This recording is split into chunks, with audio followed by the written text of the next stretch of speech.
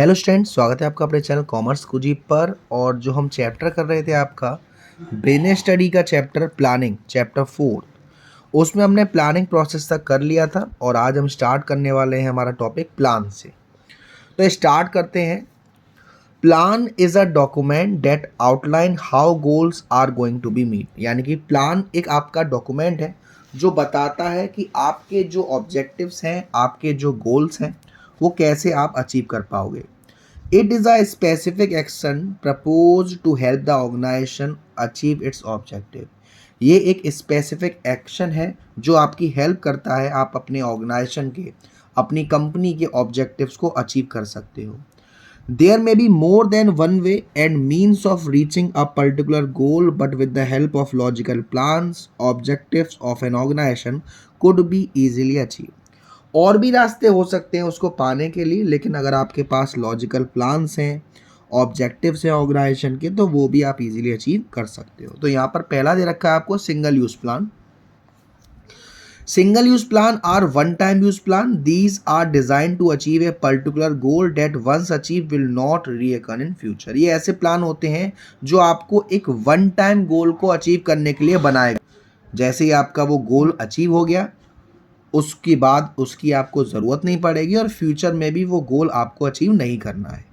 These are made to meet the needs of unique situation. The duration और strength of single use plan depends upon the activity और goal. ये एक unique situation को, unique goals को पाने के लिए प्लान बनाया जाता है। इसकी जो ड्यूरेशन हो सकती है सिंगल यूज प्लान की, वो डिपेंड करता है कि वो क्या एक्टिविटी है। वो हो सकता है एक दिन में भी ख़त्म हो जाए, हो सकता है एक हफ्ते में भी ख़त्म हो जाए, या हो सकता है एक महीने में भी ख़त्म हो जाए। Features of single use plan, क्या फीचर है? Single use plan are use only once, एक बार इस्तेमाल किया जाता है। इससे कुछ और मत समझना, एक बार इस्तेमाल किया जाता है। Prepare to meet the demand of specific situation, एक स्पेसिफिक सिचुएशन पर जो हमारी डिमांड है उसको अचीव करने के लिए प्लान बना रहे हैं। These are discarded when the situation is over, अब वैसे ही वो सिचुएशन खत्म हो जाएगी, ये भी खत्म हो जाएगा। Every time a new plan is prepare for new situation, नए सिचुएशन के लिए नया प्लान बनाया जाता है। Budget, programme, project. फिर है हमारा standing plan. Standing plan are also known as repeat use plan. Standing plan को हम रिपीट यूज प्लान भी कहते हैं, जिसे आप बार बार इस्तेमाल कर सकते हैं। These plan focus on situation which occur repeatedly, ऐसे प्लान वहां पर फोकस किए जाते हैं जो चीज़ बार बार आ रही है। Standing plan are use over and over again, standing plan बार बार इस्तेमाल किए जाते हैं। They are made once but retain their very over a period of year, एक बार बन गए लेकिन ये सालों साल तक यूज करते हैं। Although some revision and updates are made in these plan from time to time, कुछ उन पे अपडेशन, कुछ चेंजेस भी किए जाते हैं टाइम टू टाइम पर। अब स्टैंडिंग प्लान के फीचर्स क्या हैं? They are recurring plan use for an indefinite period, यानी कि आप बार बार, आपको खुद नहीं पता कब तक के लिए उसे इस्तेमाल करोगे। स्टैंडिंग प्लान स्टेबल होते हैं नेचर के हिसाब से। दीज प्लान एक्ट करते हैं गाइडलाइन, जैसे कि हमारी कंपनी की पॉलिसी, प्रोसीजर, रूल्स, मेथड, उन सब में हेल्प करते हैं। तो यहाँ पर हमारा अदर टाइप्स ऑफ प्लान भी होते हैं जो यूजली क्लासीफाइड नहीं कर सकते हम, सिंगल भी हैं, स्टैंडिंग भी हैं। जैसे स्ट्रेटजी है, ऑब्जेक्टिव है, ये हमारे टॉप मैनेजमेंट द्वारा बनाए जाते हैं, तो इनको हम सिंगल में भी रख सकते हैं और स्टैंडिंग में भी रख सकते हैं। तो यहाँ पर types of plan, planning is a pervasive function, which means it is not the task of top level manager only, but manager working at different level perform planning function। Planning एक pervasive function है, यानी कि universal phenomena है, हर कोई planning कर सकता है। तो जरूरी नहीं है सिर्फ टॉप लेवल मैनेजमेंट का काम हो, जो भी मैनेजर हैं जो अलग अलग लेवल पे काम कर रहे हैं वो भी प्लानिंग कर सकते हैं। The plans framed by top level manager may differ from the plan framed by middle and lower level manager। जो प्लान टॉप लेवल मैनेजर ने बनाए हैं वो अलग हो सकते हैं मिडिल लेवल और लोअर लेवल से। The different types of plan और common plan frame by the manager at different level, कौन कौन से प्लान कैसे कैसे बनाए जाते हैं, ये 8 टाइप के प्लान होते हैं। वन बाय वन हम समझेंगे इनको। सबसे पहला है ऑब्जेक्टिव। ऑब्जेक्टिव ना ही सिंगल यूज प्लान है ना ही स्टैंडिंग प्लान है। ऑब्जेक्टिव जो होना चाहिए वो आपका स्मार्ट होना चाहिए। स्मार्ट वो फेयर एंड लवली लगा के नहीं। स्मार्ट का मतलब है एस से स्पेसिफिक, एम से मेजरेबल, ए से अचीवेबल, आर से रेलिवेंट और टी से time bound. For example, increase in sale by 10% by 6 month और decrease in rejection by 2% by 1 month. जैसे कि आपने सोचा कि आने वाले 6 महीने में हम अपनी सेल को 10% बढ़ाना चाहते हैं। तो फीचर क्या होंगे ऑब्जेक्टिव के? Determine what is to be done, जो बताते हैं क्या करना चाहिए। एंड रिजल्ट ऑफ प्लानिंग, जो आपने प्लानिंग की है वो किस लिए करी है? उस ऑब्जेक्टिव को पहुंचने के लिए। All activity are guided towards objective, हमारे जो भी काम होंगे वो सारे के सारे ऑब्जेक्टिव को अचीव करने के लिए होंगे। Serve as guide for overall business plan, ये एक तरीके की गाइड है जो आपको ओवरऑल बिजनेस प्लान को अचीव करने में हेल्प करती है। Define the future state of affairs which the organisation strive to realise, future में आपको क्या क्या पाना है वहां पर भी आपकी हेल्प करती है। और ये बेसिकली कौन करता है? टॉप लेवल मैनेजमेंट करता है हमारा क्या? Objective. Second type of plan है हमारा स्ट्रेटेजी। स्ट्रेटेजी ना तो सिंगल यूज है ना ही स्टैंडिंग प्लान है। स्ट्रेटेजी एक कॉम्प्रहेंसिव प्लान है जो आपके ऑर्गेनाइजेशनल ऑब्जेक्टिव को अचीव करने के लिए बनाया जाता है। डिटरमाइनिंग लॉन्ग टर्म ऑब्जेक्टिव, लंबे समय में आपके क्या ऑब्जेक्टिव्स होंगे। आप किसी पर्टिकुलर कोर्स ऑफ एक्शन को अडॉप्ट कर रहे हो या अपने रिसोर्सेज को सही से एलोकेट कर रहे हो। Strategy formation is the task of top level people and it must to scan and understand clearly the business environment before framing the strategy. जिस तरीके से ऑब्जेक्टिव बनाने का काम भी टॉप लेवल का था, स्ट्रेटजी बनाने का काम भी टॉप लेवल का है। और स्ट्रेटजी को बनाने से पहले उन्हें एनवायरनमेंट को बहुत अच्छे से स्कैन करना पड़ता है, बहुत अच्छे से अंडरस्टैंड करना पड़ता है, उसके बाद वो सारी पॉलिसी बनाती है। The common decision in strategy are whether to introduce a new product और नॉट, जो बेसिकली एक चीज़ देखी जाती है स्ट्रेटजी में वो ये देखी जाती है कि क्या हमें नए प्रोडक्ट लॉन्च करने हैं या नहीं। If it is to be introduce then how finding out customer for a product making changing in existing product, अगर आपको नया प्रोडक्ट इंट्रोड्यूस करना है तो उसके लिए आप कैसे कस्टमर ढूंढोगे प्रोडक्ट के लिए, और जो प्रोडक्ट ऑलरेडी आपका बना हुआ है उसमें क्या क्या चेंजेस लाओगे। All the strategic decision are greatly influence by the business environment, जो भी हमारे स्ट्रेटजी से रिलेटेड डिसीजन होते हैं वो बिजनेस एनवायरनमेंट से काफ़ी ज़्यादा इन्फ्लुएंस्ड होते हैं। हमें जो भी डिसीजन लेना पड़ता है वो बिजनेस एनवायरनमेंट को देखते हुए लेना पड़ता है। Strategy define the future decision regarding the organisation direction and scope in the long run, strategy से हमारी कंपनी का फ्यूचर डिसीजन रिलेट करता है, कंपनी किस डायरेक्शन में जाएगी, कितने लंबे समय तक चल पाएगी, ये सारी चीज़ें इसका रिगार्ड रखता है। For example choice of advertising media, sales promotion technique, which channel of distribution to be use, who are the consumer, what is the demand. हमें प्रचार करना है तो हम किससे प्रचार करें? मीडिया से या सेल्स प्रमोशन टेक्निक से? किससे प्रचार करें? ज़्यादा से ज़्यादा कस्टमर तक बात हमारी कैसे पहुंचेगी, कौन हमारे कंज्यूमर है, डिमांड किस चीज़ की है, वो डिपेंड करता है हमारी स्ट्रेटजी पर। तो फीचर क्या है? Does the blueprint of the business provide outline of business, business को एक तरीके से ब्लूप्रिंट है यहाँ पर कि आप क्या बिजनेस कैसे करना चाहते हैं। स्ट्रेटजी इन्फ्लुएंस होता है हमारा बिजनेस एनवायरनमेंट से। Strategy direct future decision making and scope in long run. Strategy provides the broad counters of an organisation business, बड़े बड़े बिजनेस में जो भी आपको दिक्कत आती है उनको काउंटर करने के लिए हेल्प करती है आपकी। Strategy usually take the course of forming the organisation identity in the business environment, आपके बिजनेस एनवायरनमेंट जो चेंज होता रहता है उसमें आपका बिजनेस अच्छे से चलता रहे, वहाँ पर आपकी हेल्प करता है। Major strategic decision will include decision like whether the organisation will continue in same kind of business और combine new line of activity, यानी कि आपको नया प्रोडक्ट लाना है या नहीं उसके बारे में भी देखा जाता है। तो अभी हमने दो प्लान देखे, एक हमारा ऑब्जेक्टिव और एक हमारा स्ट्रेटेजी। थर्ड है हमारा पॉलिसी। पॉलिसी को हम स्टैंडिंग प्लान भी कहते हैं। Policy can be defined as organisation general response to a particular problem of situation.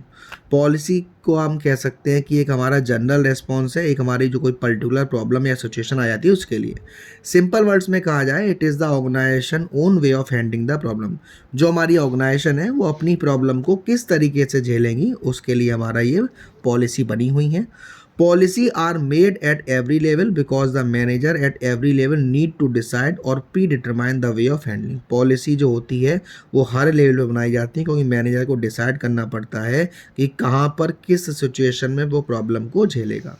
Policy act as a guide to take decision in expected situation. Policy हमें ये guide करती है कि हमें किस वक्त पर किस डिसीजन को कैसे लेना है। Policy formation always encourage initiative of employee because employee have to deal with situation and the way of handling the situation is decided in consultation with the employee. जब भी पॉलिसी बनाई जाती है तो जो भी हमारे एम्प्लॉई हैं उनसे राय लेके बनाई जाती है, क्योंकि जो हमारे एम्प्लॉई हैं वही उन सिचुएशन में डील कर रहे हैं. Then they will able to handle the situation in a much better way, ताकि वो उस दिक्कत को और अच्छे तरीके से देख सके. Major policy are made to known to all the stakeholder. जो भी हमारी पॉलिसी बनती हैं और जो भी हमारे स्टेक होल्डर्स हैं, जैसे कस्टमर्स हैं, क्लाइंट्स हैं, कॉम्पिटिटर हैं, सप्लायर हैं, इनको मालूम होती है. और जो हमारे इंटरनल होते हैं उनको भी. फॉर एग्जांपल परचेज पॉलिसी में क्या होना चाहिए, from how many supplier company should purchase, कितने सप्लायर से कंपनी सामान खरीदेगी, क्या क्राइटेरिया रहेगा, भाई उधार के लिए क्षमा करें, जूते बाहर उतारें, स्मोकिंग ना करें, ये सारी चीज़ें हमारी एक पॉलिसी का हिस्सा रहती हैं. फीचर्स ऑफ पॉलिसी ऑब्जेक्टिव पर बेस्ड होती है. Guides manager to implement strategy, जो भी स्ट्रेटेजी को बनाना चाह रहे हैं उस पर एक दिशा निर्देश दी जाती है. Policies organisation customise way of handling problem, भाई उनका तरीका है वो प्रॉब्लम को कैसे हैंडल कर रहे हैं, ठीक है ना. फिर procedure are required step establish in advance to handle future condition. Procedure वो स्टेप्स हैं जो फ्यूचर में अगर आपको कोई कंडीशन को टैकल करना पड़ रहा है उसमें आप क्या क्या स्टेप रखेंगे. The sequence of step to be follow by employ in different situation must be predetermined so that everyone follow same step. किसी परेशानी के आने पर आपको किस प्रोसीजर को फॉलो करना है, किस तरीके को फॉलो करना है, ये आपको भी मालूम होना चाहिए और आपकी कंपनी को भी, जो लोग काम कर रहे हैं उनको भी मालूम होना चाहिए, ताकि वो भी उसका इस्तेमाल कर सकें. The procedure can be defined as the exact manner in which an activity has to be accomplished. Procedure उसी मैनर में डिफाइन होना चाहिए जिस मैनर में वो सारे काम किए जाएंगे. For example the procedure for admission in a particular school can be, भाई आप किसी स्कूल में एडमिशन लेने जा रहे हो और उसका प्रोसीजर क्या होगा, क्या तरीका होगा, पहले क्या करना पड़ेगा, बाद में क्या करना पड़ेगा, वो सारी चीज़ें. Procedure are made common for all the department to coordinate their activity. सभी डिपार्टमेंट में जो प्रोसीजर होता है वो कॉमन होता है ताकि वो अपनी अपनी एक्टिविटी उस हिसाब से चला सकें. So procedure cut across all the department line, जैसे कि the procedure to handle the order by manufacturing department में इन्वॉल्व सेल्स डिपार्टमेंट ऑल्सो. यानी कि आपके पास जो ऑर्डर आ रहा है मैन्युफैक्चरिंग डिपार्टमेंट से वो हमारा सेल्स डिपार्टमेंट को भी मालूम होना चाहिए. तो फीचर क्या है, sequence of step to carry on different activity, अलग अलग एक्टिविटी को आपको कैसे कैसे करना है. Generally mean for insider only, ये जो प्रोसीजर होता है वो बेसिकली जो हमारी कंपनी में काम कर रहे हैं इंसाइडर्स हैं उनके लिए होता है. क्रोनोलॉजिकल में होना चाहिए, यानी कि पहले जो चाहिए वो, फिर उसके बाद and so on. The sequence of step और action to be taken to enforce a policy and a predetermined objective, पहले से ही मालूम होने चाहिए. Exact manner in which an activity has to be done, वो तरीका सही होना चाहिए किस तरीके से आप वो काम करेंगे. तो पॉलिसी एंड प्रोसीजर आपस में इंटरलिंक है. Procedure are step to be carry out within the broad policy framework. Procedure में वो सारी एक्टिविटी करी जाएंगी जो हमारी पॉलिसी से रिलेट कर रही हैं. फिर आता है हमारा method. Method can be define as formalise और systematic way of doing job. हम अपने तरीके को किस तरीके से, अपने काम को किस तरीके से कर रहे हैं उसे हम मेथड कहते हैं. The manager decide in advance the common way of doing a job. Manager decide करता है कि वो अपने काम को किस तरीके से करेगा. There is no doubt in the mind of employ, ताकि जो एम्प्लॉय हो उनके माइंड में कोई डाउट नहीं होना चाहिए. There can be uniformity in action, सारे एम्प्लॉय सेम काम करें, एक जैसे काम करें. These help in applying the technique of standardisation and simplification, जो आपने एक प्रिंसिपल पढ़ा था standardisation and simplification of work, उसमें कोई दिक्कत नहीं आए. एम्प्लॉयज़ की लिए एक गाइड है कि आप ऐसे काम कर सकते हो. Methods deal with task comprising one step, भाई जब आपका प्रोसीजर का एक स्टेप होता है, फिर आप जब दूसरे स्टेप पर जाते हो तो कैसे काम करोगे वो है.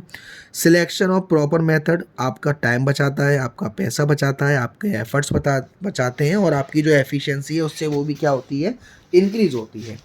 If the common way of doing the job is not decided in advance then there will be a confusion and comparison. अगर आपको कोई काम करना है और डिसाइड नहीं है पहले से कैसे करना है तो वहाँ पे कन्फ्यूज़न हो जाए, कंपैरिजन हो. जैसे आपने वो पार्टनर वाली मूवी देखी थी जहाँ गोविंदा और कैटरीना कैफ कुछ कर रहे थे, वो नहीं बताऊँ क्या कर रहे थे, तो वहाँ पे गोविंदा जी नहीं डिसाइड कर पा रहे थे कि पहले किसको करना है. चलो छोड़ो, वो सर क्या मस्त एग्जांपल दिया है, लालच आ गया थोड़ा सा। एग्जांपल पे ध्यान देते हैं, एग्जांपल पे ध्यान नहीं देंगे। अब चलते हैं फीचर और मेथड पर। फीचर क्या है इसका? Standardise way in which a task has to be perform, यानी कि एक बेहतरीन तरीका होता है कि आपका टास्क सबसे अच्छा कैसे हो सकता है। अगर आपने राइट मेथड को चूज़ कर लिया तो आपका टाइम बचेगा, पैसा बचेगा और आपकी एफिशिएंसी इंक्रीज़ होगी। और हर काम को करने का तरीका अलग-अलग होता है। समझ सकते हो आप, हर काम को करने का तरीका अलग-अलग होता है, लेकिन यहाँ पे काम की बात जो हो रही है वो जॉब की बात हो रही है, कुछ और बात नहीं हो रही। ध्यान नहीं देंगे, गंदी-गंदी बातें नहीं करेंगे। 6th पर चलते हैं, rules. Rules spell out special action और non action of the employee. Employee को क्या करना है, क्या नहीं करना है। There is no description around rule, मतलब कि जो रूल्स हैं वो तो फॉलो करने ही करने पड़ेंगे। आप स्कूल में बाल ऐसे कटवा के जाओगे, टाई पहन के जाओगे, शूज़ पर पॉलिश होनी चाहिए, एक गर्लफ्रेंड सबकी होनी चाहिए। अरे सर गर्लफ्रेंड तो है नहीं, चलो कोई बात नहीं, सिंगल हो के लिए कोई दिक्कत वाली बात नहीं। तो ये रूल्स हैं और ये फॉलो करने ही करने पड़ेंगे। एम्प्लॉयज़ को भी उनको करना ही पड़ेगा। Rules are spell out to create the environment of discipline the organisation. Rules इसलिए बनाए जाते हैं ताकि हमारी कंपनी का जो वातावरण है वो एक अच्छे तरीके से रहे, डिसिप्लिन में रहे। जैसे एग्जांपल है, there can be rule of no smoking. Company में के अंदर आप स्मोकिंग नहीं कर सकते। रूल्स जनरली गाइड करते हैं हमारे एम्प्लॉय के बिहेवियर को, है ना, और एम्प्लॉय उसमें कोई भी चेंज नहीं कर सकता। तो फीचर ऑफ रूल, जैसे कि कुछ दिनों बाद बिग बॉस चालू हो जाएगा, जैसे तो घर में रहता ही सबके बिग बॉस। जैसे आप एक दूसरे पर हाथ नहीं उठा सकते हैं, आप उनकी पर्सनल प्रॉपर्टी को बर्बाद नहीं कर सकते, ये सारे नियम कानून होते हैं। तो कोड ऑफ कंडक्ट या फिर जनरल इंस्ट्रक्शन जो आपको मानने हैं, उसके बाद ये स्पेसिफाई करता है वो क्या करना है क्या नहीं करना है। ये रिगिड होते हैं, एक बार अगर बन गए तो आपस में चेंज नहीं होते हैं। और they are usually the simplest type of plan, सबसे ईजी आप कह सकते हो प्लान में। फिर आपका सेकंड लास्ट 7 प्रोग्राम। जो आपका प्रोग्राम होता है वो सबका कॉम्बिनेशन है, उसमें ऑब्जेक्टिव भी है, उसमें प्लान भी है, उसमें पॉलिसी भी है, उसमें प्रोसीजर भी है, उसमें रूल भी है। All this plan together form a programme. इन सभी को अगर कंबाइन कर देंगे तो हमारा वो क्या बन जाएगा, प्रोग्राम बन जाएगा। Programme are made to get a systematic working in the organisation. Programme का मतलब क्या है कि हम अपनी ऑर्गेनाइजेशन में एक सिस्टमेटिक तरीके से काम करें। The programme create relation between policy procedure and goal. जो प्रोग्राम है वो एक रिलेशन बना देता है पॉलिसीज के बीच में, प्रोसीजर के बीच में, गोल्स के बीच में। Program are also prepare different level, अलग अलग लेवल, चाहे वो टॉप लेवल हो, मिडिल लेवल हो या लोअर लेवल हो, तीनों लेवल पर प्रोग्राम बनाए जाते हैं। Primary program is prepare by top level and then to support the prime program supported program of different level are prepare. जो मेन प्रोग्राम होता है वो टॉप लेवल द्वारा बनाया जाता है और उसको देखते देखते सपोर्टिव प्रोग्राम बनाते हैं हमारे मिडिल लेवल और लोअर लेवल। जैसे शॉपिंग मॉल बनाना है, एक नया डिपार्टमेंट ओपन करना है, तो ये हमारे प्रोग्राम्स हैं। फीचर क्या है, डिटेल स्टेटमेंट होती है हमारे प्रोजेक्ट की, कॉम्बिनेशन होता है ऑब्जेक्टिव, पॉलिसी, प्रोसीजर, रूल्स का, है ना। इस प्रिपेयर फॉर वेरियस एक्टिविटी, बहुत सारी एक्टिविटीज़ के लिए बनाया जाता है। आपका काम सिस्टमेटिक तरीके से चले इसलिए बनाया जाता है, ठीक है ना। फिर आपका लास्ट 8th आता है budget. Budget is the statement of expected result express in numerical term. Budget का मतलब है कि जो आप एक रिजल्ट को एक्सपेक्ट कर रहे हैं लेकिन इन टर्म्स ऑफ न्यूमेरिकल, वो आपका बजट होता है। In budget the result are always measurable and most of the time these are financial in nature, but it does not mean that company prepare only financial budget. ज़्यादातर जो budget होता है वो measurable होता है, ठीक है ना, हम उसे नाप सकते हैं और बेसिकली वो फाइनेंशियल यानी कि पैसों में होता है नेचर के हिसाब से। लेकिन इसका मतलब ये नहीं कि हमेशा जो हमारा बजट होगा वो फाइनेंशियल बजट होगा। Along with financial budget capital budget भी होता है जो बताता है कि हमें और पैसे की ज़रूरत है या नहीं। ऑपरेशनल बजट भी होता है जो बताता है कि हमें और पैसा लगाना है या नहीं लगाना, ये सारी चीज़ें। जैसे कि सेल्स बजट क्या होता है, आपने सेल कितनी करी 1 लाख की, प्राइस कितनी थी 20, तो टोटल बजट हमारा कितना हो गया 1 lakh into 20, 20 lakh. Feature of budget क्या है, statement of expected result express in numerical terms. जो भी आपका स्टेटमेंट है आप एक्सपेक्ट कर रहे हो जिसको, लेकिन in numerical terms. Serve as standard for measuring and comparing actual performance, हम हमारी परफॉर्मेंस को मेजर कर सकते हैं। Quantifies future fact and figures. Budget are prepare by manager at every level, हर लेवल पर जो मैनेजर है उनके द्वारा बजट बनाया जाता है और ये एक कंट्रोलिंग डिवाइस है जिसमें हमारी जो डेविएशंस है उसको मेजर किया जाता है। तो यहाँ पर ये आपका जो चैप्टर है प्लानिंग वो ख़त्म होता है। एंड वीडियो पसंद आई हो तो वीडियो को लाइक ज़रूर करिएगा, शेयर ज़रूर करिएगा और अब तक चैनल को सब्सक्राइब नहीं किया है तो प्लीज़ सब्सक्राइब कर दीजिएगा। Thank you so much, love you all.